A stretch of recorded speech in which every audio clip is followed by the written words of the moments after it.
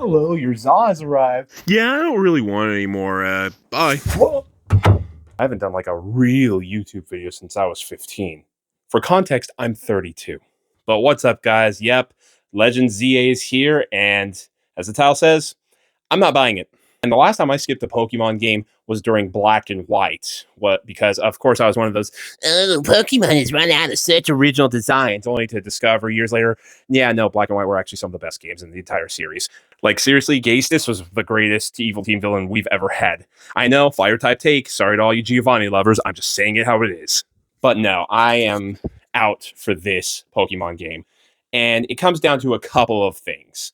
I will say right now, I have not played the game. I have no intention to play the game. I don't even own Switch 2 because that's a whole nother can of worms of something I just don't want to own right now. My opinions are based off of some reviews that I have seen, some gameplay footage I have seen, and just my general feelings about the whole price of the game. And I don't mean the base $70 price. I mean $70 plus DLC plus Nintendo Switch Online to access everything that the game had at the very beginning. And let's start with that, in fact. Hey, Future Hyper here. So I was actually made aware that the DLC Mega Dimensions actually releases in February. It's apparently a two-part DLC. The DLC that you get right now basically just comes with 2 pieces of clothing or something like that, and then the actual story stuff comes in February.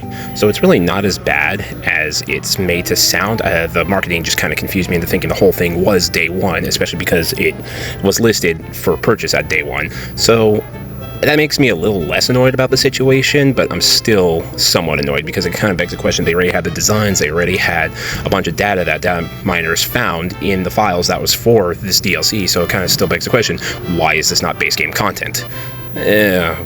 Anyways. If a company is offering paid day one DLC, it is safe to assume that DLC is content that was originally in the base game that they then decided to cut out and put over here behind a paywall in order to get more money out of you. And I know what you're saying. Oh, well then just don't pay the $20 for the thing. And to that, I ask, why are you willing to defend somebody who's trying to price gouge you out of stuff that should have been something from the very beginning? And then, of course, if you want to have access to the new Mega Evolutions of the starters, you have to pay for Nintendo Online and play in ranked play in order to get those Mega Evolutions. So that's essentially another $20 minimum on top of the base game, and if you choose to engage in it, on top of the DLC. If all this stuff was pre-made from the very beginning, why is it not just part of the base game? That is greed, plain and simple. And I'm not saying this as somebody who's against the idea of paid DLC. If a company makes DLC for games in the future and wants to charge $20 for that in the future, I'm not opposed to that. In fact, I prefer that kind of model of DLC versus the microtransaction heavy landscape that we've developed nowadays. I remember paying $20 for a map pack in COD World of War to get more zombies maps, or paying that for new DLC of Fallout 3. I don't mind that model. But if you make it a day one thing, something that, again, should have just been in the base game, if you can have it be released the same day as the base game, that's where I have my problems. But now, let's get to the game, and we can start with the Mega Evolutions. And, oh, do I have some opinions on some of these Mega Evolutions. Understand real quick, I am not one of those guys who has an allergic reaction anytime he sees a Pokemon that didn't originate on a black and white screen.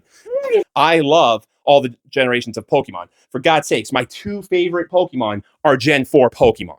But man, some of these Mega Evolutions, whew. Let's, of course, start with insert Patrick Star meme here. Victory Bell if it was drawn by someone with an inflation fetish. Frog Ninja, but upside down. The new Knights playset by Hasbro. Ribbed for your pleasure. The Fursona of Pit from Kid Icarus. Return the slab, or suffer my wobs. Wobs, wobs, wobs, wobs.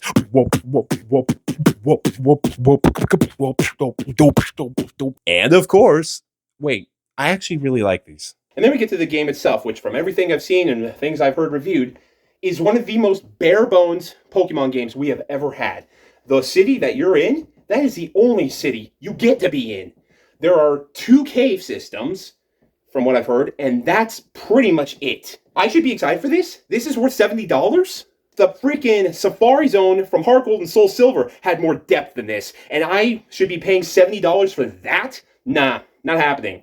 Meanwhile, and I'm trying to remember this off the top of my head, apparently one of your buddies is in debt to a loan shark, and you go to pay off your buddy's debt through the loan shark, and you're basically sucked up into indentured servitude in order to pay off the loan, which you may or may not ever pay off from what it sounds like. But no, it's okay, because the loan sharks are actually the good guys, because you're doing indentured servitude as community service. They made the notoriously evil, greedy, money-hungry people the good guys. Projecting a bit there, aren't you, Nintendo? These Game Freak games have just been getting progressively lamer and lamer. They are getting easier and easier. And I get, this is a game meant for children. Pokemon is for children. Yes, and while I'm happy that they're making things that are fun for children, they also need to understand that a huge part of their demographic right now is also adults. And adults do want more from their games. They want some more challenge. I'm not saying they have to make Demon Souls the Pokemon game, even though apparently the Rogue Mega Battles are basically Demon Souls the Pokemon game. Which, I'm not going to lie, those Mega Battles do kind of look a little cool.